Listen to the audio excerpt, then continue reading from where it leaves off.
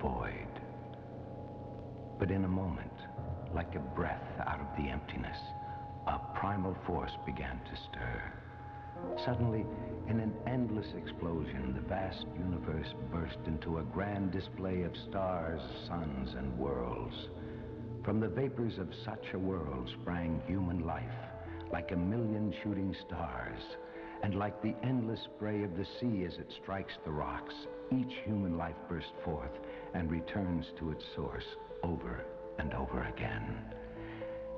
In the time it takes to watch this program, 20,640 new lives will begin, and 6,960 lives will reach their end.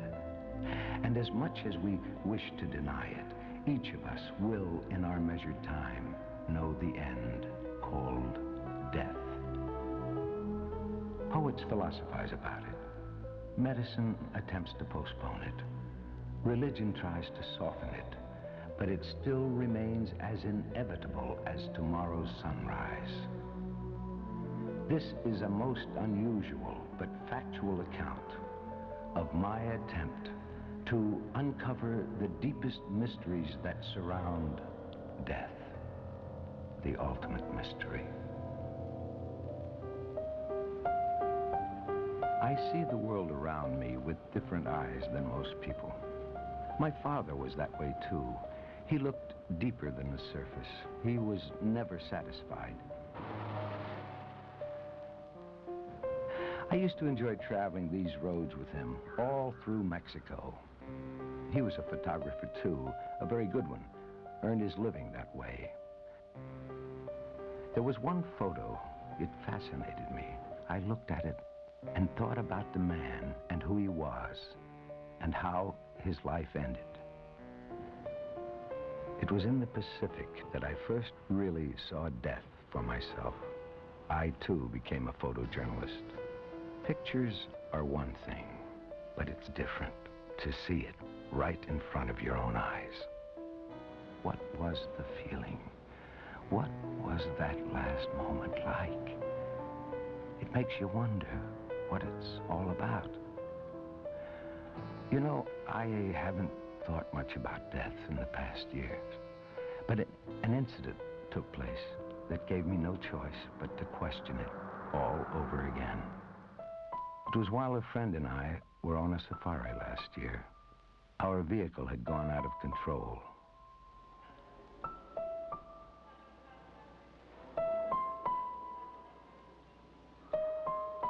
It was happening to me. It was strange, as if I was witnessing my own death. The experience changed me. I came through it. I had been around death, but now I knew it firsthand. And the friend that was with me, he didn't come back.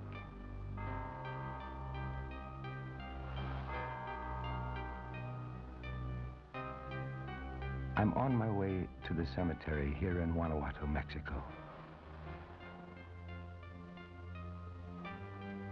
I am here to meet the caretaker who's going to show me the famous mummies.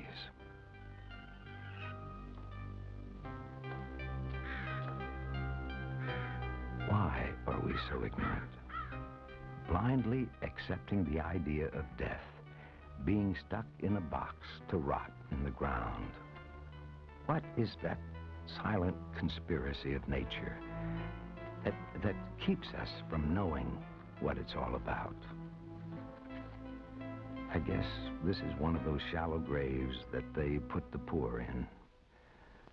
If they can't pay their perpetuity, they dig them up in 5 years, and they're made to stand against a wall.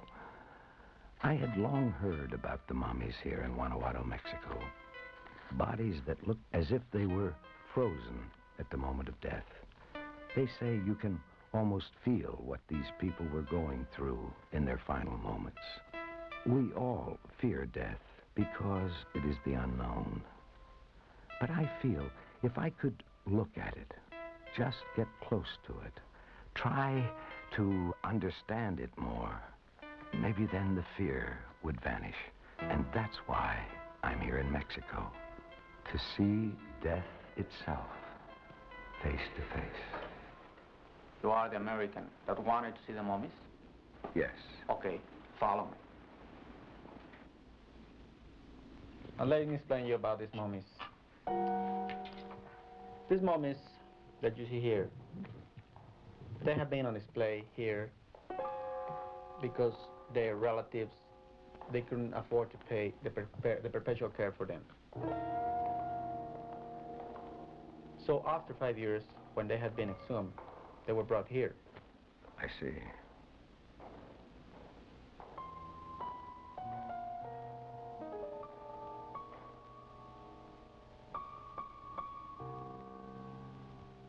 I remember when, well, by accident, I come in to the cemetery and I see when the caretakers, they are taking the bodies out of the graves, and I have got closer to the coffins, and I have seen how they open the coffins.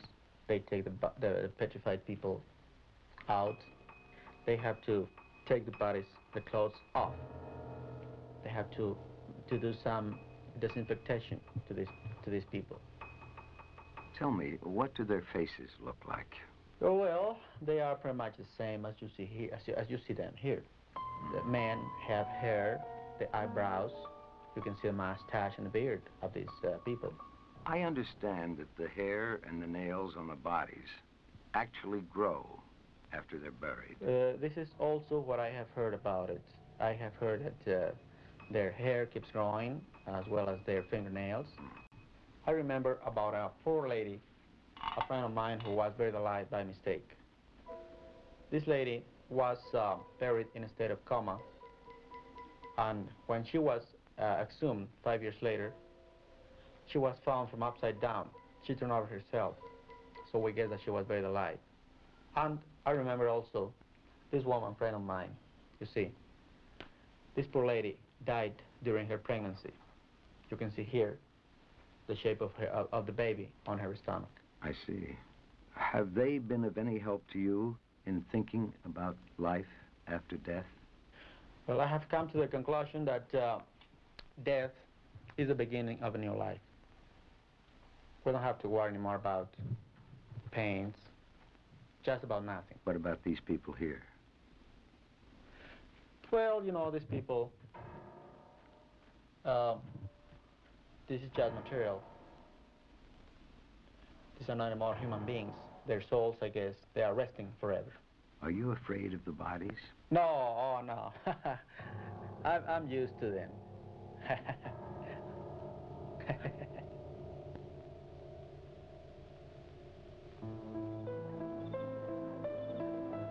Festival of the Dead. It's interesting to watch. I can't help it, but as I wander through their cemetery, I think about how these people in a different country are preoccupied with the dead and their relatives and paying homage to them. Everywhere you look, men and women and children lighting candles to the ancestors who died before them, hoping that someday in the future, their ancestors would do the same for them.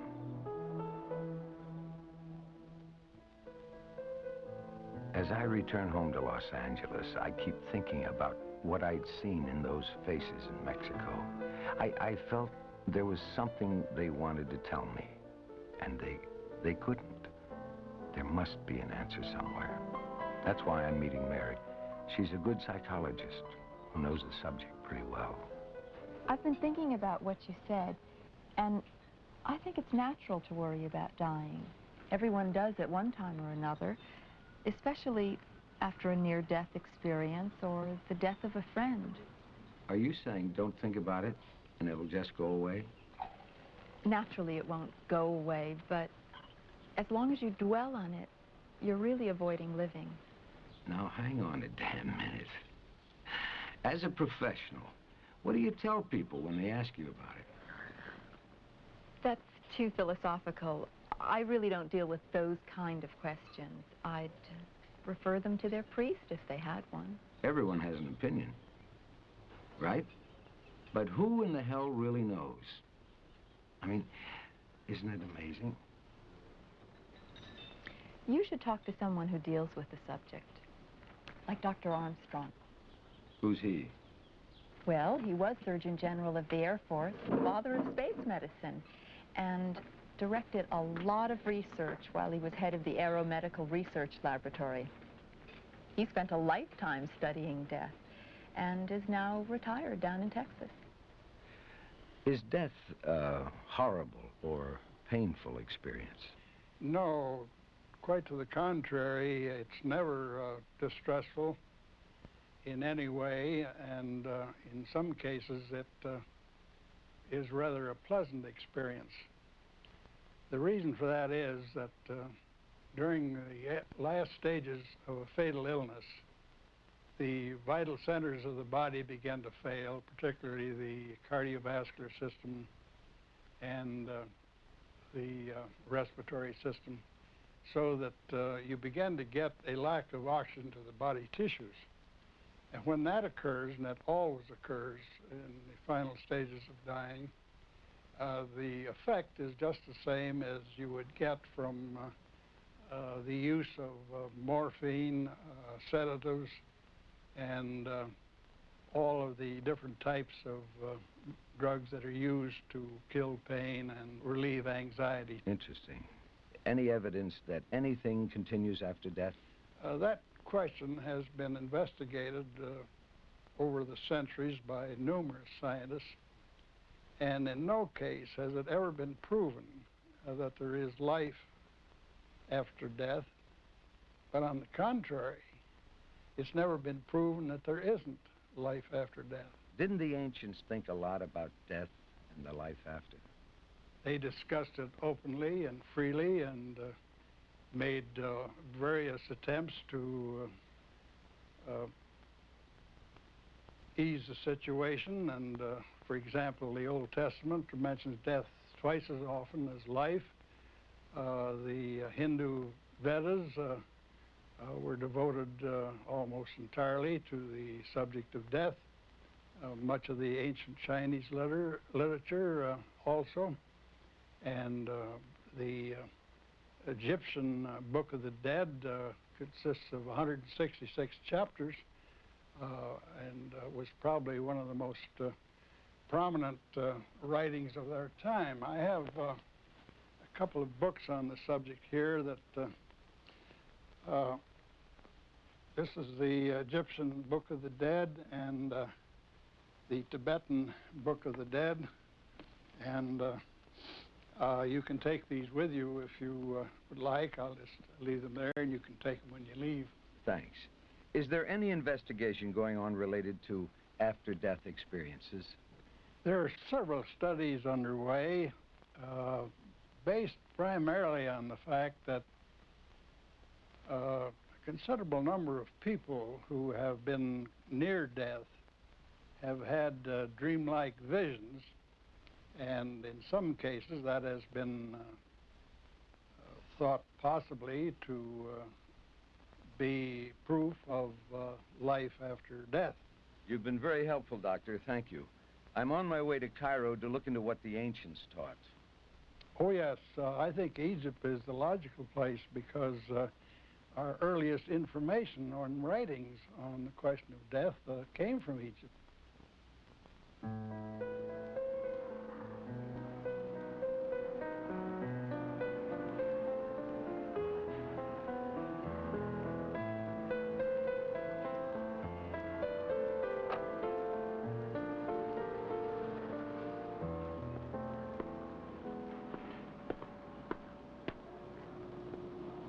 Good evening, sir.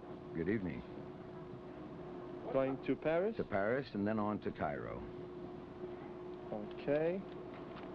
How long is that flight to Paris? The flight is 10 hours, and you'll stay in Paris overnight, and the flight leaves to Cairo on the next day at 12:30. You arrive at 6:30 Paris time. Very good. Yeah, can I have your bags over here, please? Yes. Okay. And I guess passport is okay. Very good. Boarding is at gate 28 and it starts at 9:30. I give you a non-smoking aisle seat, sir. Thank you very much. Here's your boarding card. Thank you. Have a nice flight, sir. I hope to. In 2 days, I'll be in Cairo. I hope that maybe there, I'll find some answers to these questions that obsess me.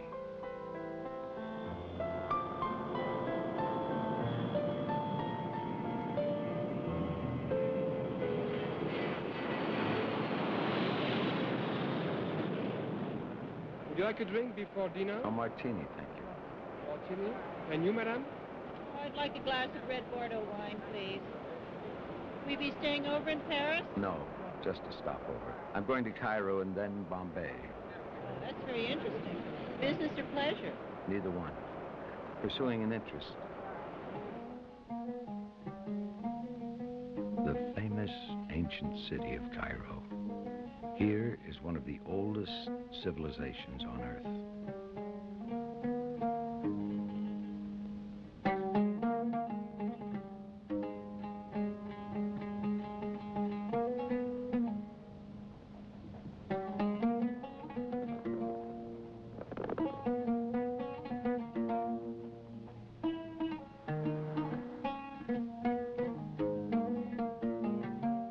Just let me off at the lobby. I'll get the luggage later.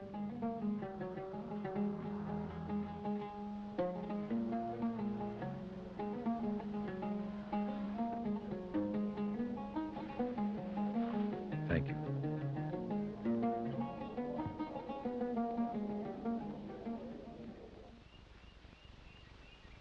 The last time I was in Egypt was to cover the Big Three conference during World War II. I can still see them sitting right over there. It was a big moment. They were great men.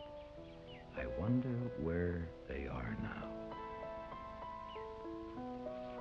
The ancient Egyptians were preoccupied with death and immortality. There were mystic rites and practices dealing with it. I want to see the Sphinx before it gets too dark. You have seen them all, come and go. Alexander the Great, Napoleon, Churchill. If you are as wise as they say, tell me, what is the mystery of death? This is the Great Sphinx of Giza, 5,000 years old. It knows the answers to all the mysteries. Want to buy a souvenir?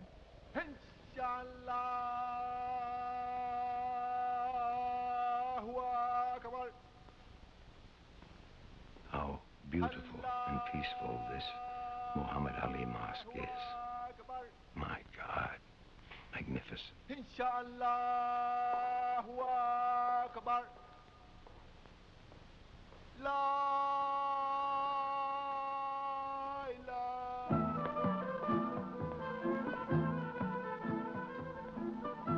What a contrast, this old, bizarre section of Cairo. Some of these shops go back centuries. It looks like, well, like time stands still. Want to buy a scarab?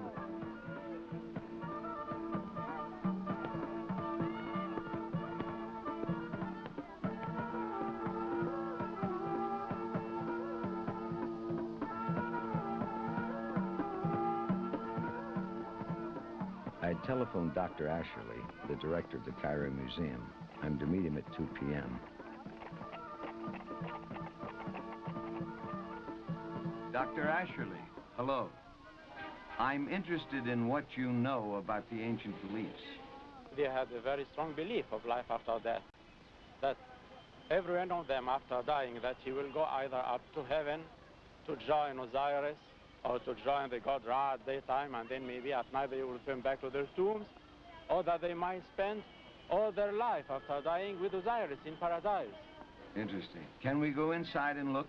Oh, yes, please. In one of the rooms, we have all the royal mummies from the New Kingdom. Did they believe the body had a soul?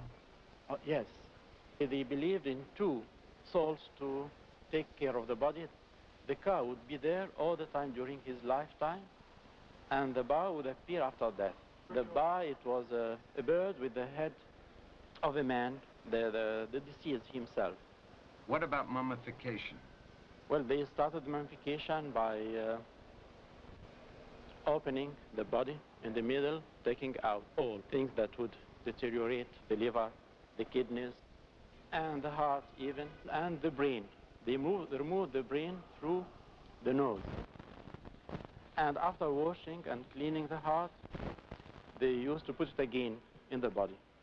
And then after that, start to clean the body with solutions and to put it in solutions to keep it as intact as long as possible. To prepare for a judgment? Yes, there was always a judgment after death. And the heart was weighed in a balance and to see if it's lighter or heavier than a feather. Was there a fire? There was a fire for purification. Then they believed in a kind of hell? Yes, because if one do something wrong, if he's doing wrong in his life, then he would go to hell. But if he has done a little evil, then he should be purified by this fire, even before going to paradise. Dr. Youssef is going to show me the Pharaoh's tombs. Oh yes, Dr. Youssef Francis. You know, he has spent some years on the western side of Luxor. Mm-hmm. I'd like to see the mummies of the pharaohs. Oh, please do. You just go up these steps. Thank you. I've read a lot about them.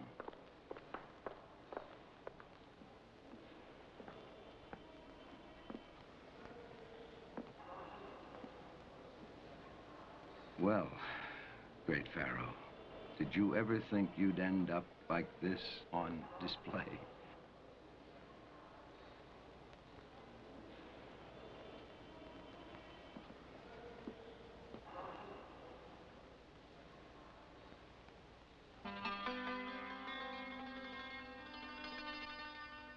So, this is Luxor. I'm looking forward to meeting Yosef here. It's quite a sight seeing this 4,000-year-old temple, the place where those ancient pharaohs actually walked, held their celebrations. You can almost feel their ghostly presence wherever you look. You must be Yosef. Yes, good morning. Good morning. I'm glad to see you. I'm glad to see you too. Are you going to show me around? Yes, I would suggest if we come together and see some of these beautiful, fantastic pieces of eternal work. It is called the Temple of Temples, the rise of the sun. And rising of the sun is the rising of the day. It means this is the temple of eternity, of life. Egyptians come here because they like life. They like being here. So they were interested in immortality and they wanted to live after death. Yes, because they were very interested in life. They worship life, they adore life, they enjoy life. And that's why they want to come back to life and in the same body, in the same figure, the same person. An Egyptian who lived and who wanted to come back knew beforehand that he should live properly to come back as a proper person, as a proper soul. So it was everybody, not just the pharaohs. Everybody, a king, an ordinary man, is interested to come back to life. In other words, they all believed in a life after death. Yes, they believed very much in life after death. When we go to the other side of the Nile, when we go to Habu, and we meet there face to face with what the Egyptians have celebrated and done to live this other life, we'll understand it. I'm looking forward to it. We spent here 2 years studying antiquities, living with life and also living with death. Life in this bank and death in the Valley of the Kings. My God, this is wonderful, marvelous, fantastic, because Yesterday, I saw the pharaoh's mummies. Tomorrow I will finally see the ancient tombs where they came from. It's a beautiful morning to cross the Great Nile River. Nice, cool. In an hour, I'll be in the heat of the Valley of the Kings, the Valley of Death.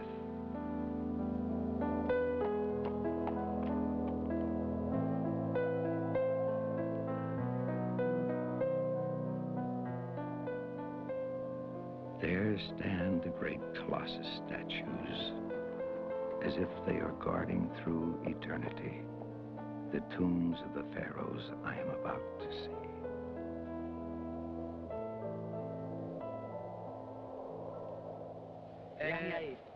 My name is Yahya Aid, the inspector of the West Bank in Luxor. Now we are going to see the tomb of Tutankhamun. The tomb was covered by the debris from the tomb of Ramses VI. For this reason, the tomb was far from the hands of robbers for a long time. In other words, the material that came down, is that it? Yes, the debris which was coming out from the next tomb, which we shall go later, was covering all this place. All above, it was above the tomb of Tutankhamun. Is Tutankhamun inside? Yes, let's go inside.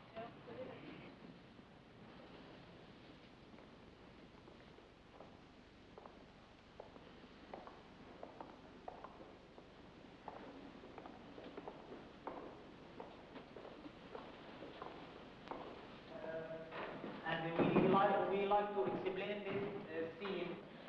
This is the only scene which is representing the funeral procession for the mummy of the king itself, which is starting from the Nile to the grave here, or to the king's valley, and is dragged by the family and the friends of the deceased. In that tomb, is that really Tutankhamun inside there? Yes, this is the sarcophage of Tutankhamun, and the mummy is still inside. Is this the only pharaoh still inside its tomb?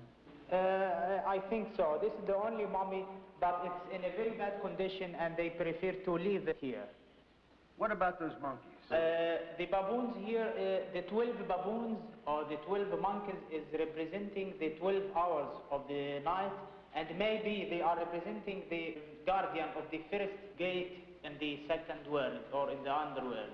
I see. And what about that scene over there? This scene representing a famous rite which we call the rite of opening of the mouth by the high priest of Osiris. What's it mean? This rite means that the deceased allowed to eat and drink and to enjoy his usual life in the second life, or in the underworld, as he was in the first life.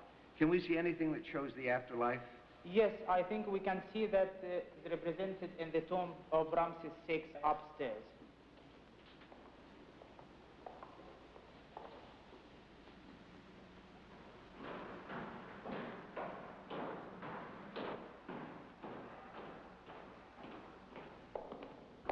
Now we are in the burial chamber of the tomb of King Ramses VI, which was including the mummy inside the sarcophage, which is broken or destroyed now by the robbers of the ancient Egyptian times. What's on the ceiling? We have here a very important scene for the goddess Nut, goddess of the sky, and it's represented two times, one for the day and the second for the night. And for this reason, we find the sun disk is going through the body of the goddess itself. I see. What do they think happened after death? This is very important. You must cross these 12 gates in these 12 hours in the night, in the same day which you are buried in the tomb, till he arrived to the judgment hall of in front of the god Osiris. The god must decide if this man is a good one or an evil one. If he is a good man, he must be exported to the paradise or the Yaru fields, which he can cultivate the land and enjoy his time in a place full of fruits and all kinds of food and drinking. What happens if you didn't live an honest or good life? Then you will be destroyed by this animal which is called the Amid. And then you live in your tomb all the time without food, without drinking, in dark life.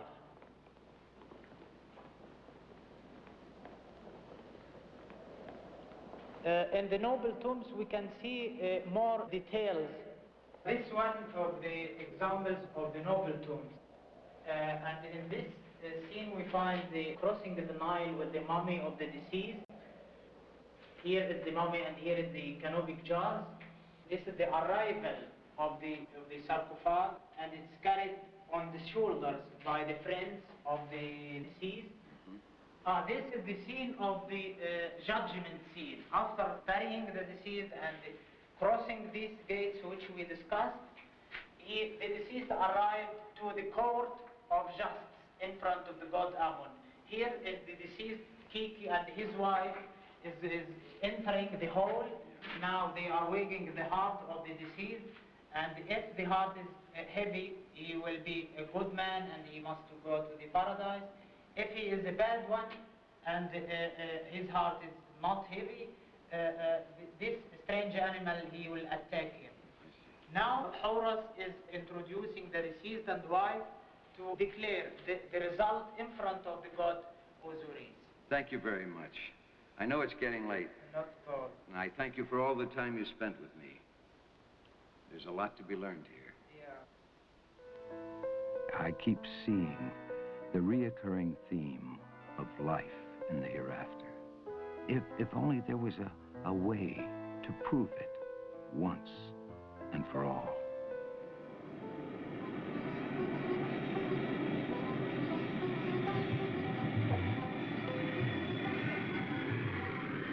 India.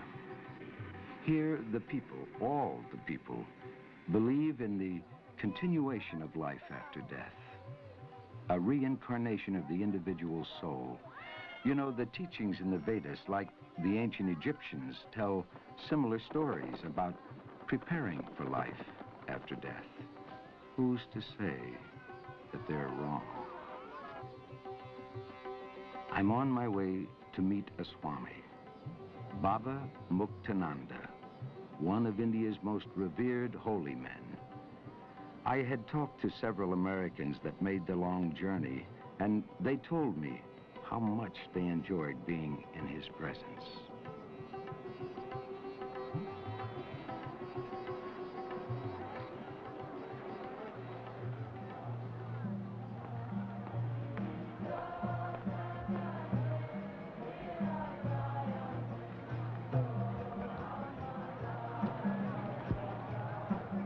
Greetings, Baba.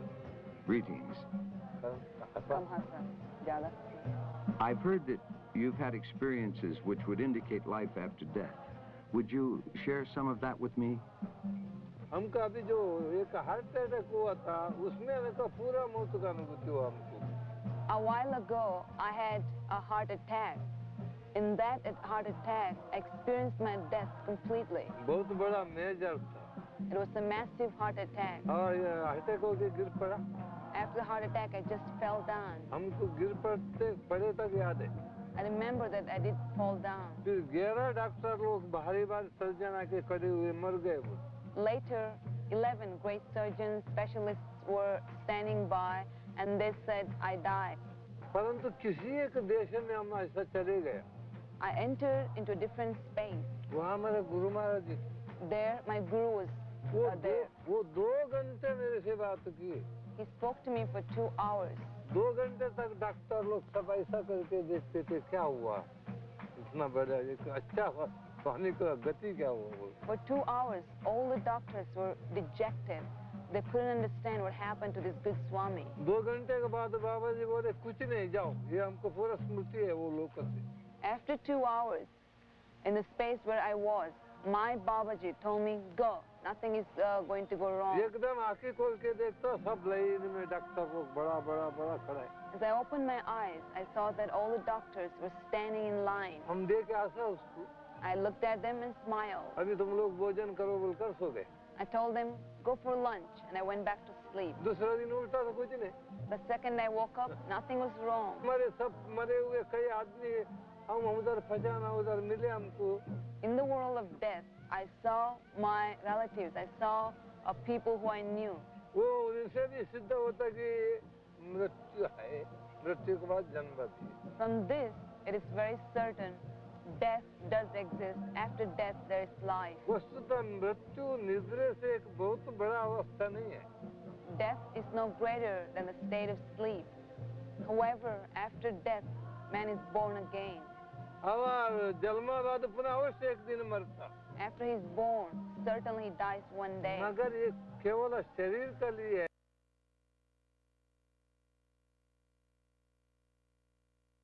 This body, not to the self. अभी कल का कपड़े बदल के आज दूसरा कपड़े पहने हैं हम. Yesterday I wore other outfit, and today I'm wearing different clothes. कल का कपड़े बदल दिया. I changed yesterday's clothes. ये दूसरा है आज का. Today they're different. इतना ही है मौत. कल का शरीर जो न बदल देना और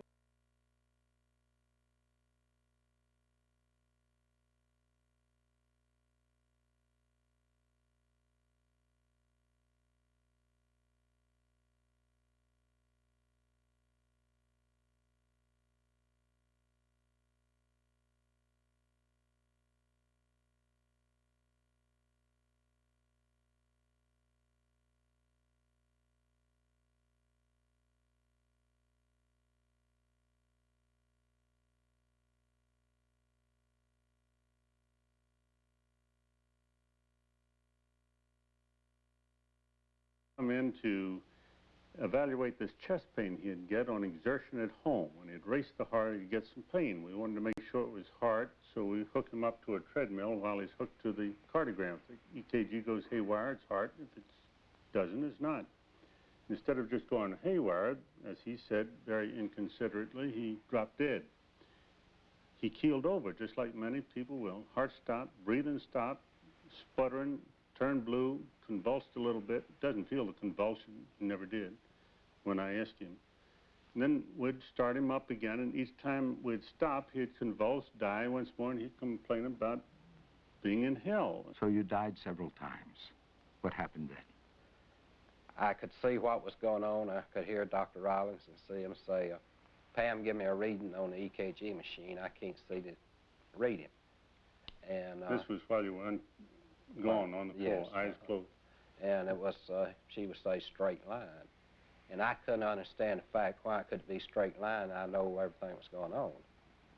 Were you apparently dead at that time? Yes. Were you observing from a distance? I felt like I was, I wouldn't say at a distance. I would more or less say I was right. I could see it, but I don't know whether I was over it or under it or beside of it. But I could actually see what was going on. I have heard people say they was hovering over the body. I don't think I was. I think probably standing to one side. What was the experience you had then that you Well, could see?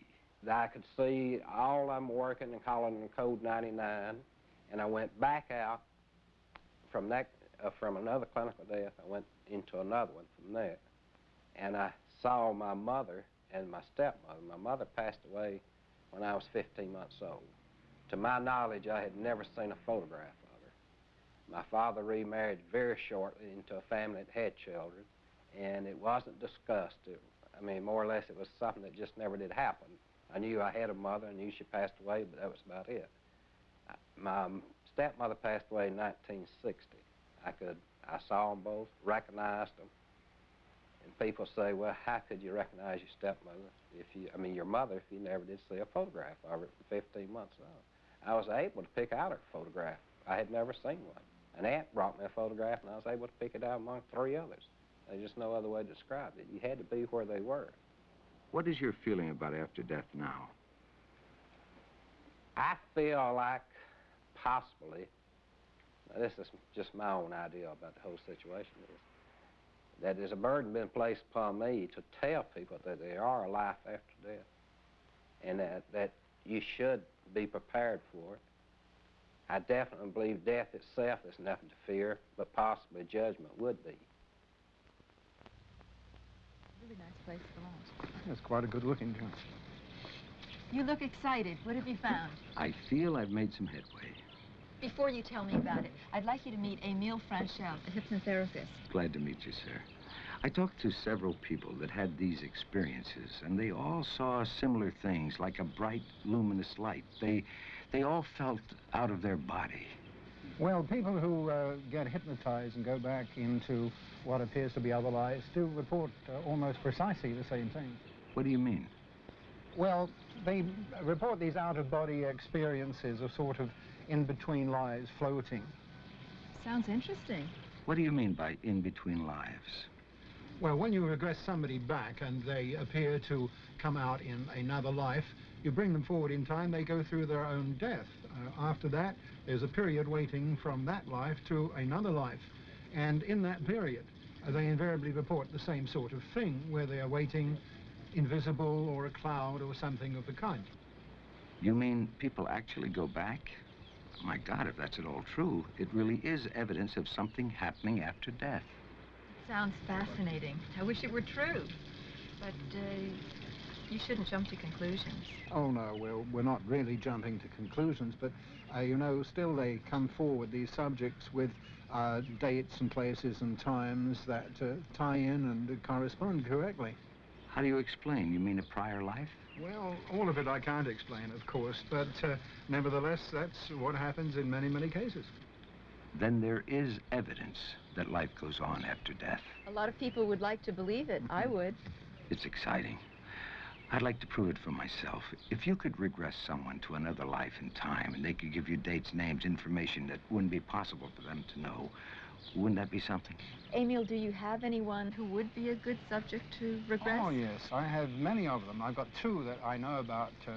I think you'd find tremendously interesting, this particular couple. Oh, yes. And, of course, you'll check out the information they give under hypnosis. Surely, otherwise it wouldn't be any use at all, would it? Okay, supposing I'll try and set up something, say, for next Thursday. How's your schedule for that? I'm free. I can't make it this week at all, but I'll meet you here for lunch, and fill me in then.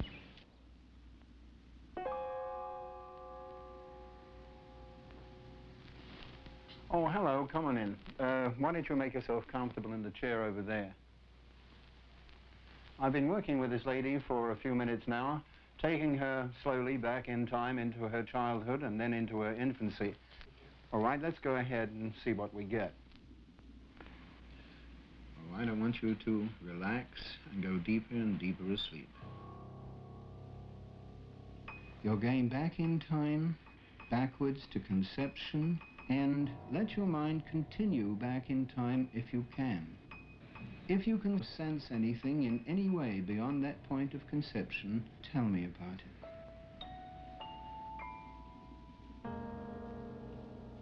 The cottage. In the cottage. And you are in the cottage? Just some cooking over the fire. You're cooking over the fire. What's your name? Mary. Your name is Mary? Do you have a last name? Marley. All right, Mary Marley. Where is this cottage? Was in County Clare. County Clare? Yes. And where is County Clare? In Ireland. In Ireland. What year is this? Do you know the year? 1834. 1834. Uh-huh. Is there running water in the house? Well, no. In the house? Yes, running water in the house. If the roof leaks. If the roof leaks, I see. Do you have a toilet inside the house? A what? A lavatory. The little house. The little house, I see. And the little house, does it have, is that inside the house or outside? Inside the house. Of course not. I see. You wouldn't have one of those inside the house, huh? You're very strange. Yes, that's true. All right, are you married, Mary? No. I see. Do you have a boyfriend? Oh, no. How old are you? 14. 14, I see. Mary Marley, you're going forward in time. Can you go forward to your 21 years of age? No. Why is that?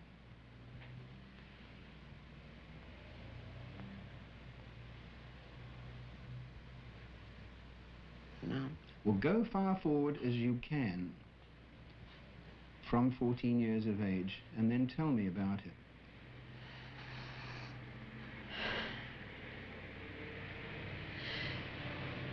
What's the matter, Mary?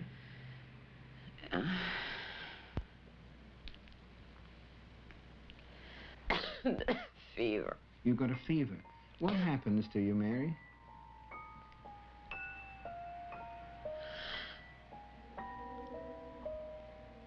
I'm gonna die. Are you, Mary? Come away from that scene and let's go forward in time. Relax, feeling very much at ease. You're being born. Your name is Patty. You're growing up. And with your friend, Emil Franchel, in his office. In a few moments, when I ask you to awaken, you will be able to do so, and you'll feel quite wonderful.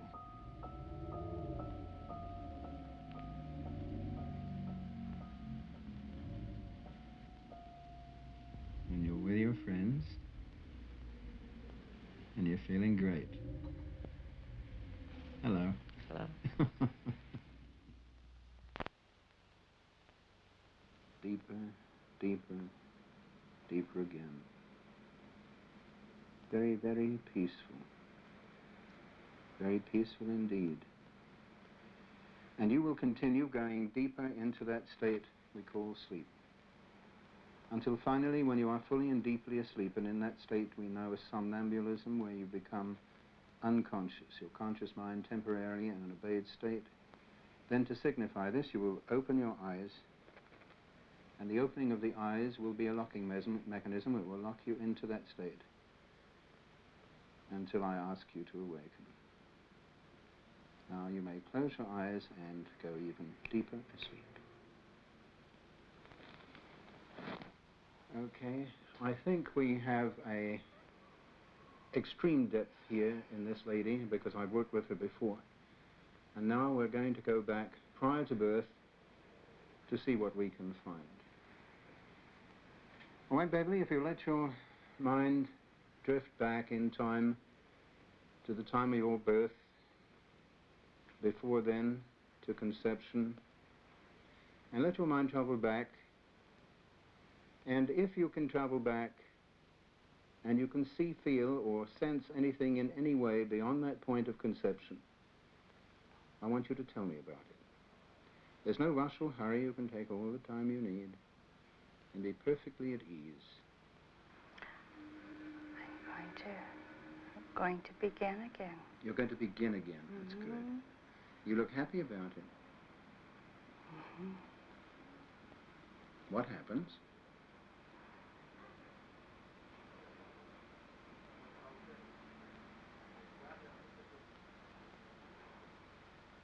You furrow your brow. Why? Tell me about it.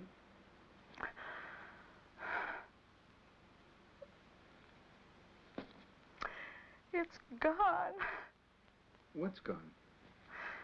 It didn't last. You didn't last? No. What happened? I died. Oh, who were you? Did you have a name?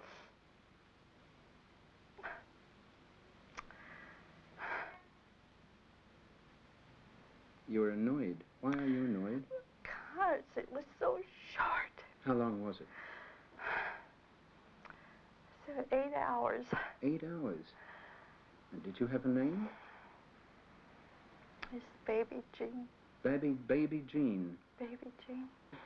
Don't be worried about that. Come away from that Baby Jean now. Continue backwards in time.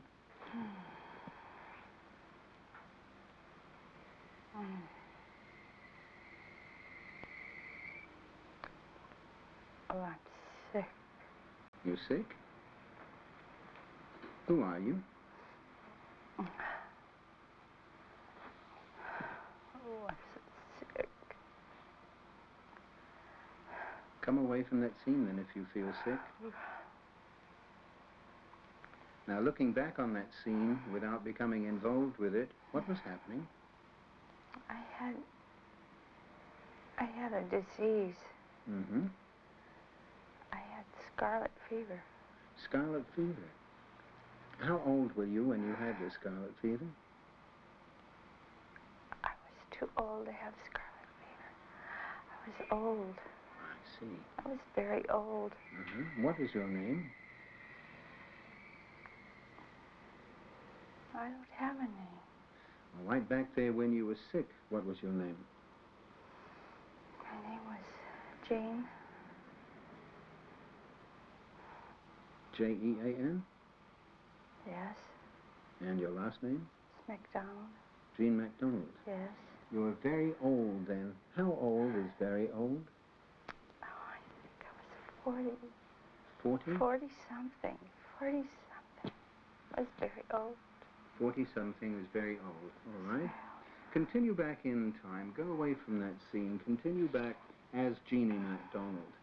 Just continue backwards in time until something else stands out in your mind, and then tell me about it.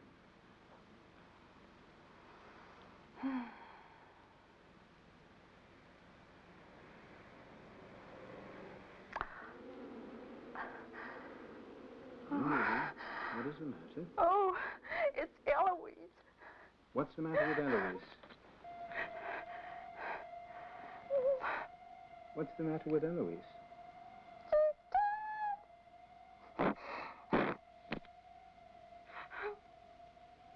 What has happened to Eloise? She's dead. The horse got her. The horse got her. Oh, the horse got her. Who is Eloise? Who is Eloise?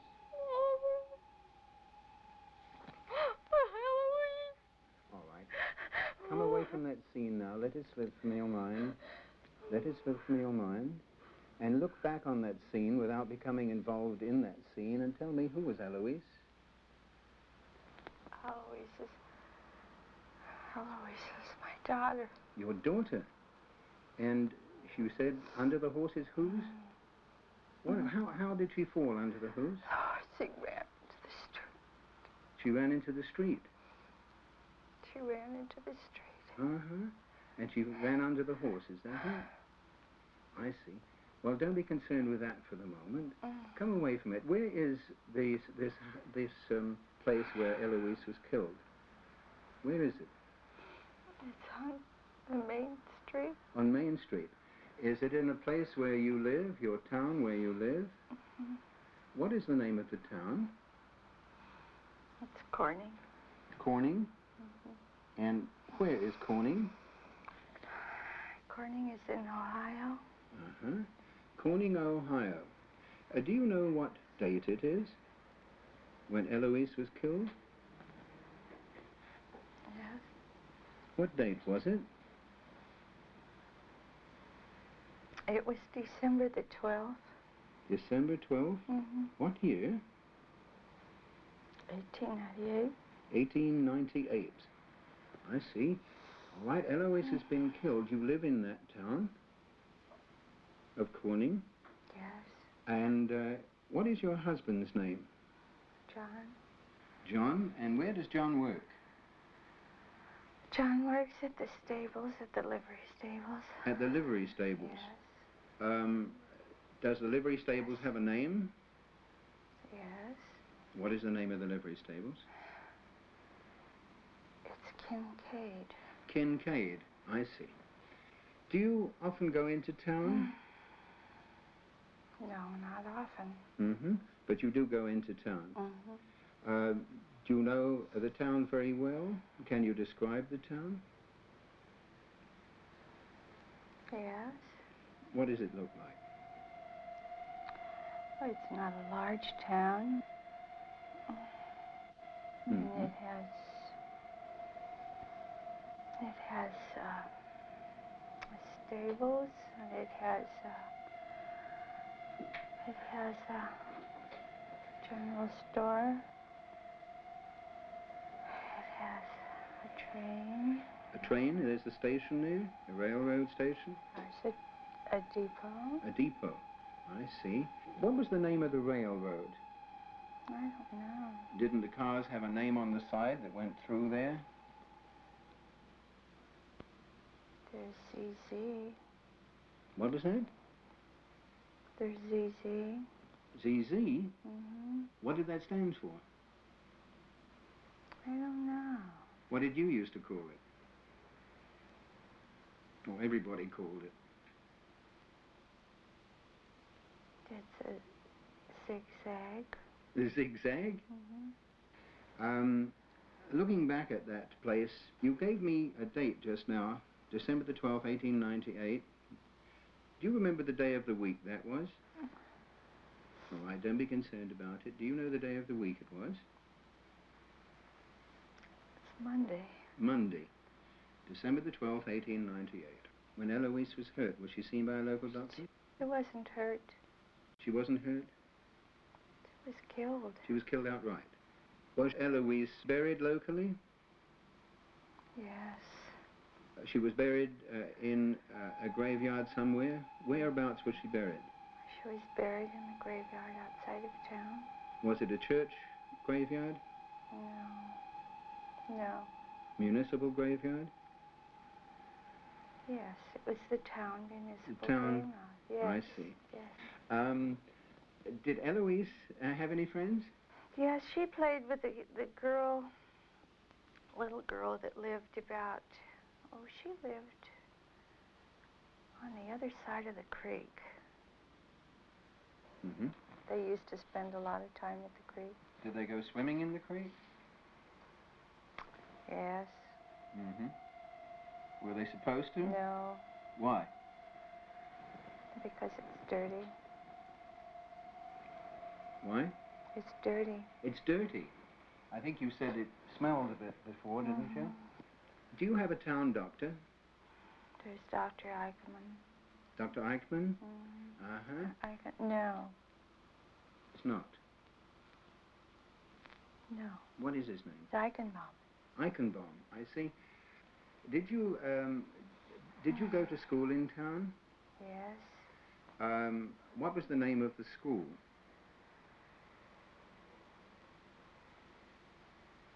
I went to a little school. Mm-hmm. It was just in the neighborhood. Just a neighborhood school? It was just in my area. I It was see. just a little school. Did you have a specific... I didn't go very long. You didn't go very long? No. You are literate? You can read and write? I can read and write. I see. All right, I'll believe you. You're looking at your house now, and I want you to tell me about your house. Can you describe it for me? It's very dirty. It's supposed to be a whitewash.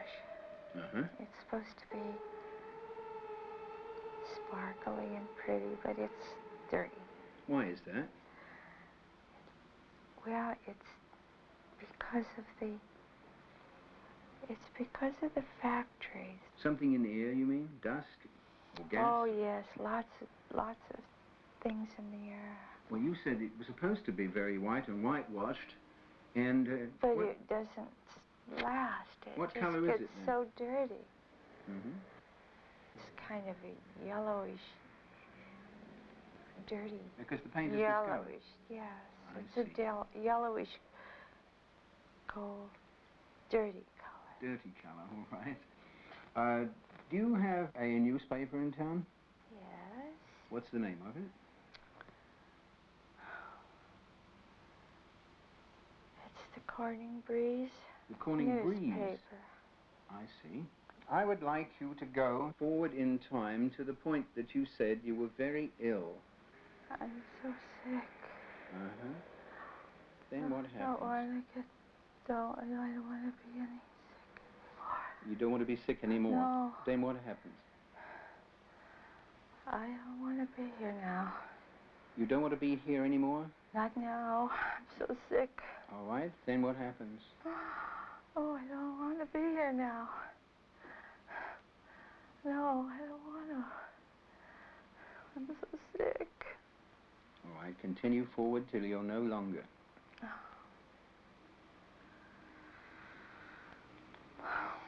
No more discomfort now. All gone. And you're traveling forward in time Can you look back? You smiled. Why are you smiling? It feels so good? Yes. I see. All right, you're traveling forward in time. I was so sick. You were so sick there, yes.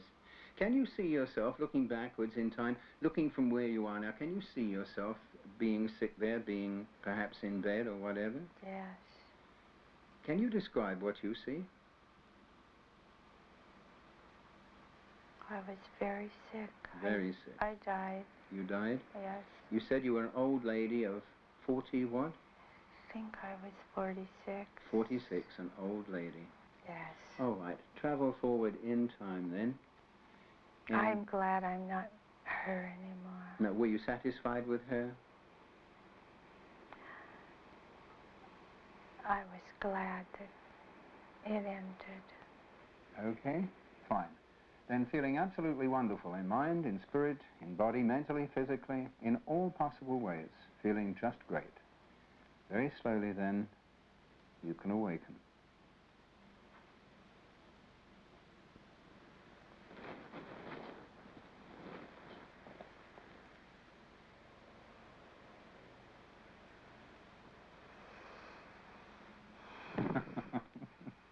Hello. Hi. Huh? Hi. How do you feel? I feel good. Feel good? Mm-hmm. Fine. You were tired originally when you laid on the couch here. How do you feel now? Very relaxed. Like Very you had good. a vacation? Mm-hmm. Oh, Very that's wonderful. Very nice. Would you like to ask her? I hope we didn't bother you. No, I didn't even know you were there. Really? No. Emile, would you mind asking her if she's ever been to the place she mentioned? Surely. Have you ever heard of the town of Corning, or have you ever been there to the town of Corning, Ohio? No. Never. Does the town of Corning, Ohio have any connection, as far as you know, to you in any way whatsoever? In no way whatsoever. No connection whatsoever? No connection. You ever remember reading a book or hearing about a play concerning Corning, Ohio? Never. Never? Never. Nothing at all in your mind that you know about this town? No family members, no friends, nothing. no nothing. Well, I think that's part of your answer.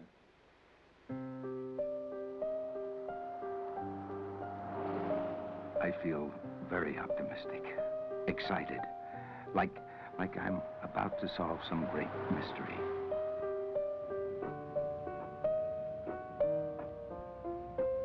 There's Corning, and I'm on my way. I wonder how it'll match everything she described under hypnosis. Only time will tell.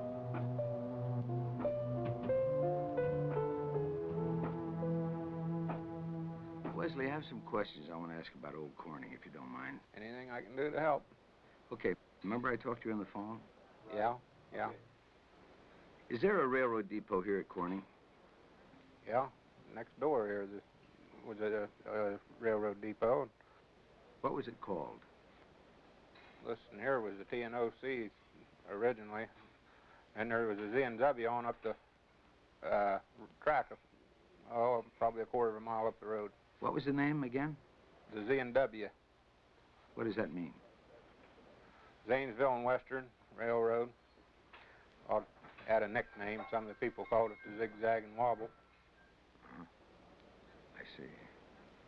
What about, were there livery stables here in Corning? Yeah, one time.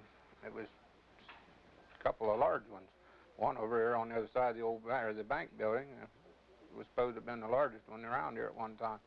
They say there's times at night to keeping 100 team of horses there. Interesting. What about, is there a cemetery here in Corning? Yes, there's several of them. Well, on the outskirts. The one up here at Millertown, probably the biggest and the best known. Is the cemetery owned by the church, or is there a municipal? It's a municipal. It's not affiliated with the church. How close is that cemetery? Oh, up over the West Hill here in the old town of Millertown, probably about a mile out to where the cemetery is. How far back does it go in dates? Well, I don't know exactly. Probably as old as the town. Were there several schools here in Corning?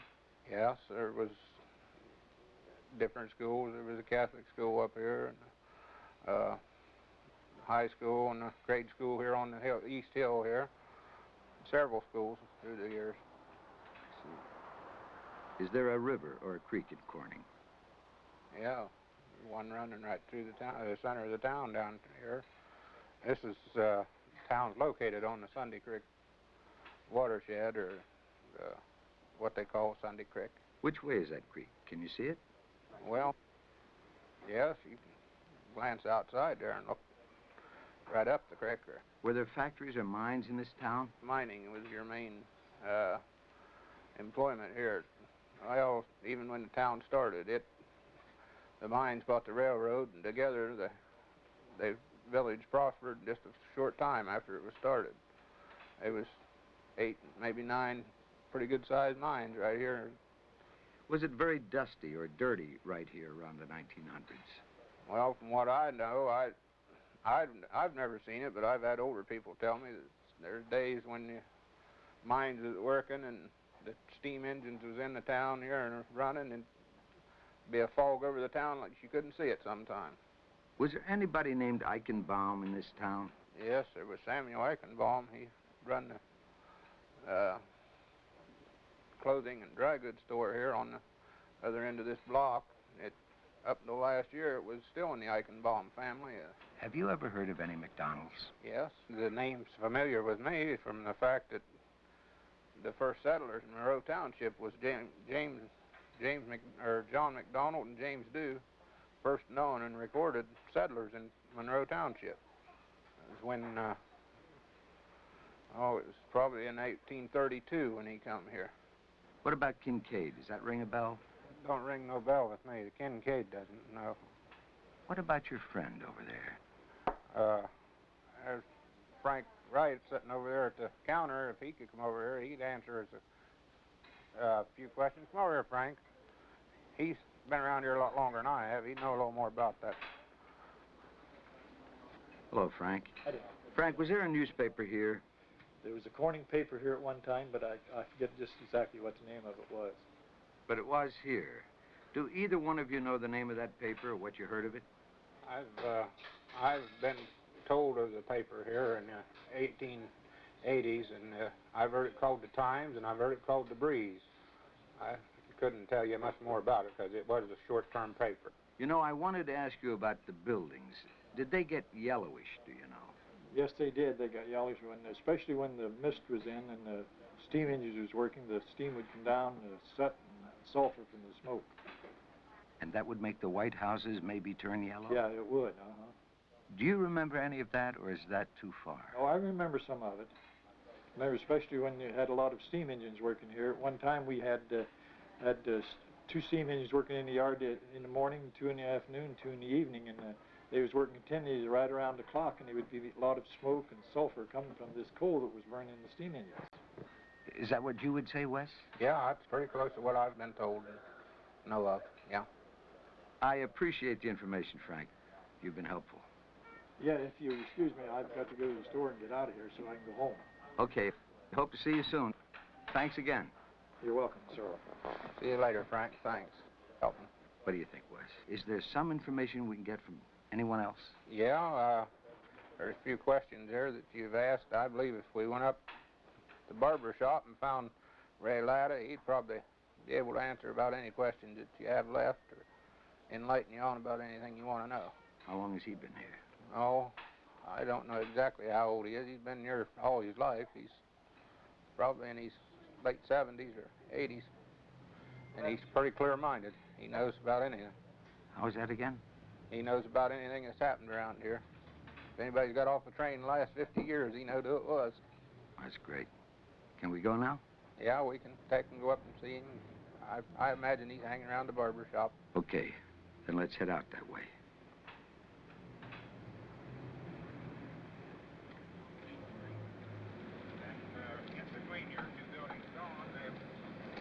Well, clothing store at one time and a confectionery there. And then your Eichenbaum store there, that Samuel Eichenbaum we were telling you about, started the store there in 1880-something.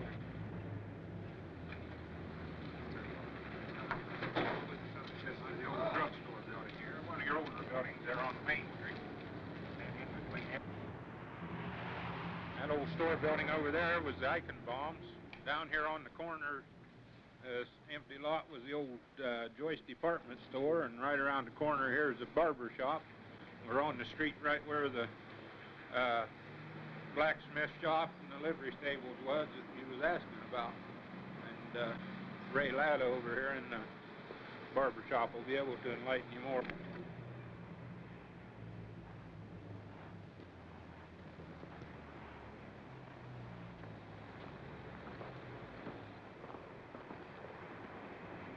Here is a friend of mine, Ray Latta. I'd like for you to meet and answer the questions that you need answered. Hi, Ray.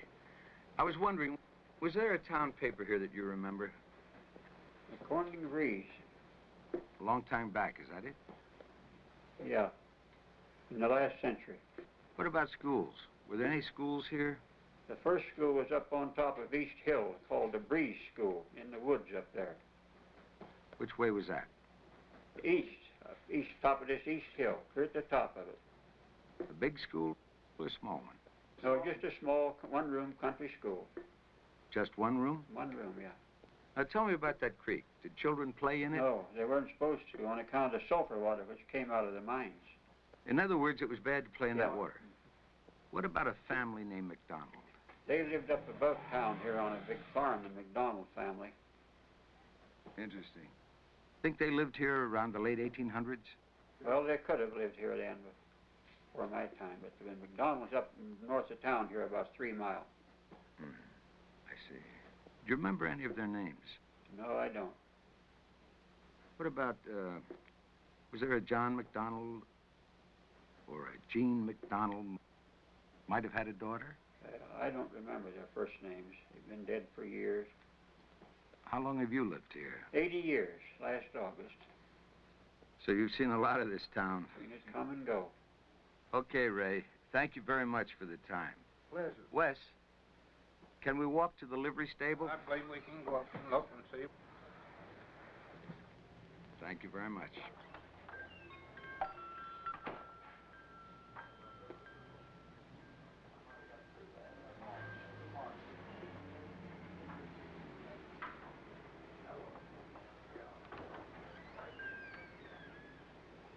Here we are headed on up towards the brick building up here, which used to be the livery stable that you was mentioning earlier.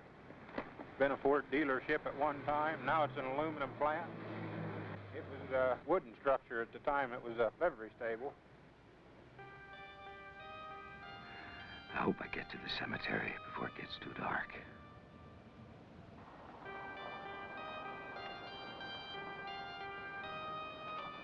Good.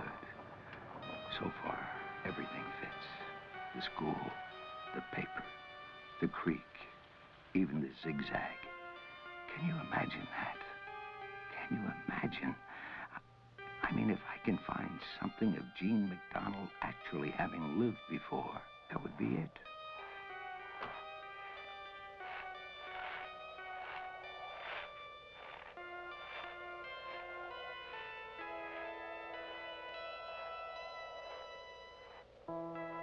There it is.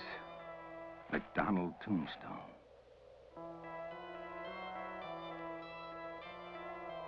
And it was a child.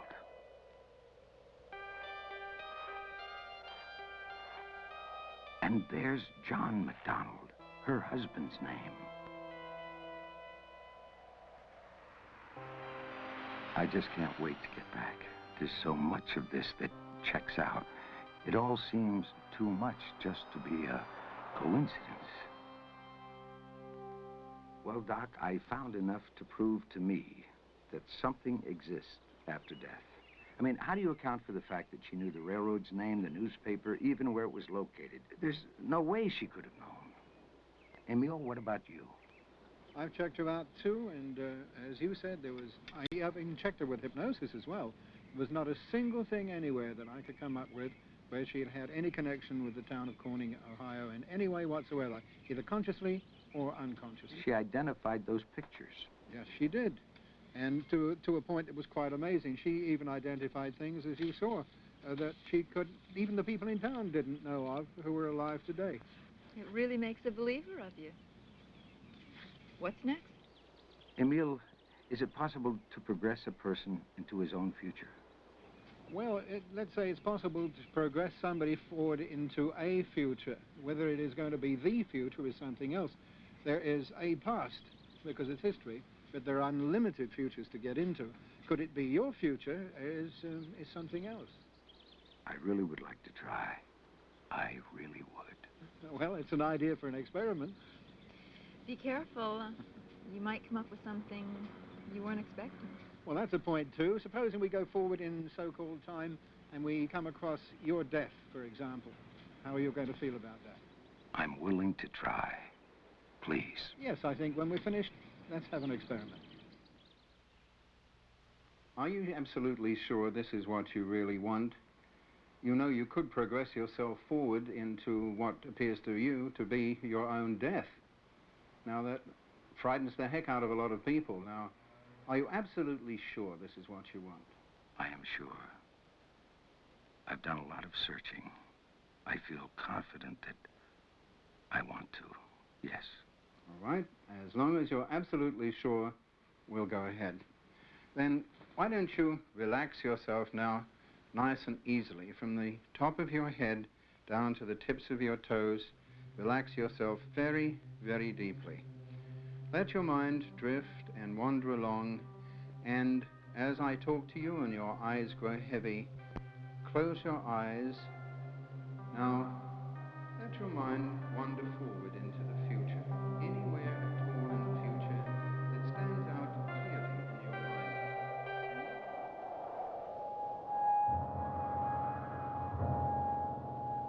We all fear death because it is the unknown. But if I could look at it, just get close to it, try to understand it more, maybe then the fear would vanish.